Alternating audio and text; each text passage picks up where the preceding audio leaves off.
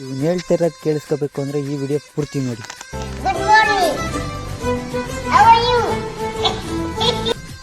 ಎಲ್ರಿಗೂ ಬೆಳಗಿನ ಶುಭೋದಯ. ಬೆಳಗ್ಗೆ ಎದ್ದು ನನ್ನ ಗಾಡಿ ಕ್ಲೀನ್ ಮಾಡಿಕೊಂಡು ನಾನು ಫ್ರೆಶ್ ಅಪ್ ಆಗಿ ಒಂದಿಷ್ಟು ಮೇವ ಬಾಯಿಗೆ ಎಸ್ಕೊಂಡು ನನ್ನ ಮುಖ ನಾನೇ ನೋಡ್ಕೊಂಡು ಹೊರಟಿದೆ ಮಿರ್ಲ್ಗೆ. ಯಾಕಂದರೆ ನಮ್ಮ ಅಣ್ಣ ಫೋನ್ ಮಾಡ್ದೆ, ಬಾಳೆಗೊನೆ ತುಂಬ್ಕೊಂಡು ಹೋಗ್ಬೇಕು ಬಾ ತಮ್ಮ ಅಂತ. ಅದಕ್ಕೆ ಆಯಿತು ಬರ್ತಾಯಿದ್ದೀನಿ ಅಣ್ಣ ಅಂದ್ಬಿಟ್ಟು ಅವ್ರ ಗದ್ದೆ ಹತ್ರ ಹೋಗಿ ಹೊಸಿ ಬಾಳೆಗೊನೆ ತುಂಬಿಕೊಂಡು ಅವ್ರ ಮನೆ ಹತ್ರ ತಂದು ಕಿತ್ತಾಕ್ಬಿಟ್ಟು ಹಾಗೆ ನಮ್ಮ ಮನೆಗೆ ಹೊಸಿ ಕಾಯಿಮಟ್ಟೆ ಹಾಕೋಬೇಕು ಅಂತ ನಮ್ಮನೆ ಅಲ್ಲೇ ಹೋಗಿ ಕಾಯಿಮಟ್ಟೆ ತುಂಬಿಕೊಂಡು ತಗೊಂಡೋಗಿ ಕಿತ್ತಾಕಿದೆ ಅವ್ರ ಮನೆ ಹತ್ರ. ತಿರ್ಗಾ ಬಾಲೂರ್ಗೆ ಒಂದು ಬಾಡಿಗೆ ಐತೆ ಬಾ ಅಂದರು. 20 ಗಂಟೆ ಹುಲ್ಲು ತುಂಬಿಕೊಂಡು ತಗೊಂಡೋಗಿ ಕಿತ್ತಾಕಿದೆ ಬಾಲೂರಿಗೆ. ಬರೋ ದಾರಿಯಲ್ಲಿ ಮನೆ ಸಿಕ್ತು. ಒಂದಿಷ್ಟು ಮೇವು ಎಸ್ಕೊಂಡು ತಿರ್ಗಾ ಹೊಲ್ಟಿದೆ ಬಾಡಿಗೆಗೆ. ನಮ್ಮಣ್ಣ ಫೋನ್ ಮಾಡ್ತು, ಬಾ ತಮ್ಮ ಸೆಂಟ್ರಿಂಗ್ ಸಾಮಾನು ತುಂಬ್ಕೊಂಡು ಹೋಗ್ಬೇಕು ಅಂತ. ಹೋಗಿ ಸೆಂಟ್ರಿಂಗ್ ಸಾಮಾನು ತುಂಬ್ಕೊಂಡೋಗಿ ಅವ್ರು ಹೋಗ್ಬೇಕಾರೋ ಪ್ಲೇಸ್ಗೆ ತಗೊಂಡೋಗಿ ಸೇಫಾಗಿ ತಲುಪಿಸಿ ತಿರ್ಗಾ ಹೊರಟಿದೆ ಊರ ಕಡೆಗೆ. ಆ ಊರಿಗೆ ಬಂದು ನಿಂತು ನನ್ನ ಫ್ರೆಂಡ್ ಸಿಕ್ತ, ಅವನ ಜೊತೆ ಮಾತಾಡ್ಕೊಂಡು ಹೊರಟಿದೆ ಬೇರೆ.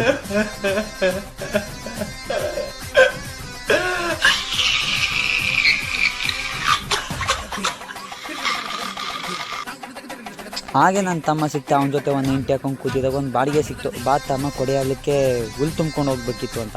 ಗದ್ದೆ ಹತ್ರ ಹೋಗಿ ಹುಲ್ಲು ತುಂಬಿಕೊಂಡು ಅವ್ರ ಮನೆ ಹತ್ರ ಹೋಗಿ ಹುಲ್ಲು ಕಿತ್ತಾಕ್ಬಿಟ್ಟು ಬಂದಿದ್ದೆ ಊರ ಕಡೆಗೆ.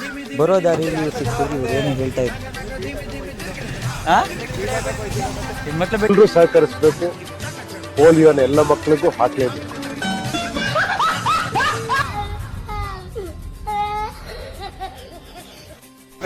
ಏನು ಅರ್ಥವೇ ಆಗ್ತಿಲ್ವೇ ಈ ಕೇಸು? ಎಳೆ ಮಗು ಆಗಿದ್ದಿದ್ರೆ ಇದೆ. ಇಲ್ಲೊಂದು ಸಮಸ್ಯೆ ಖಂಡಿತ ಇದೆ.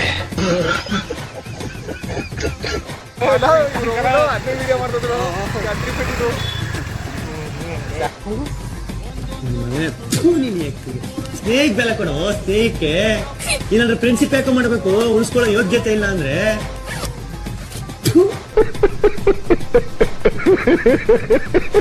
ತನ್ಕೊಂಡು ಎಲ್ಲ ಇಂಗ್ಲೀಷಲ್ಲೇ ಮಾತಾಡ್ಬೇಕು.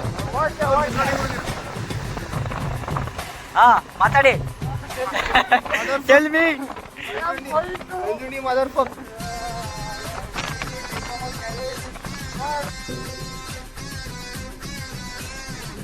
ಮಾತೇ ಇಲ್ಲ.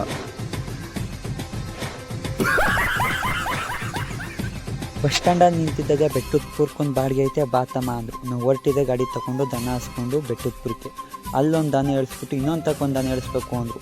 ಅಲ್ಲಿಗೊಂದು ದನ ಇಳಿಸ್ಬಿಟ್ಟು ನಾನು ಹೊರಟಿದ್ದೆ ಊರ ಕಡೆಗೆ. ಬರೋ ದಾರಿಯಲ್ಲಿ ಹಂಗೆ ಗಾಡಿ ಪೂರ್ತಿ ಗಲೀಜಾಗಿತ್ತು. ಗಾಡಿ ತೊಳ್ಕೊಂಡು ಹೊರಟಿದೆ ಮನೆ ಕಡೆಗೆ. ಇಲ್ಲಿನ ಸಂಚಿಕೆ ಮುಗೀತು. ಎಲ್ರಿಗೂ ಧನ್ಯವಾದಗಳು. ಬಾಯ್.